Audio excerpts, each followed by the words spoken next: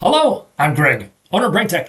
Today I'm going to talk to you about how to keep your laptop awake during presentations. Let's get started. I was attending this fantastic seminar on growing your business, and the speaker had her laptop plugged into the projector. And she was talking about business growth. But every few minutes she'd have to walk over to it, wiggle the mouse, and then to help prevent the laptop from falling asleep.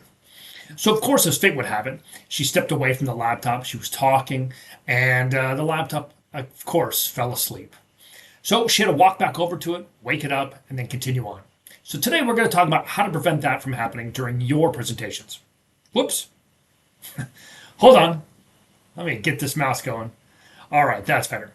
All right, so click on the Start menu. Open up Settings. On the little menu here, type in Windows. Oops.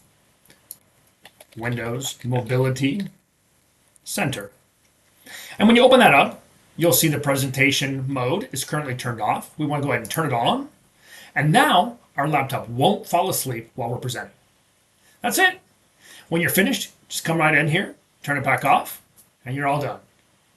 All right, well, if you need some help with your IT, give us a call at 281-367-8253. I'd like to thank you for watching. Become a subscriber and have a great day. Bye-bye.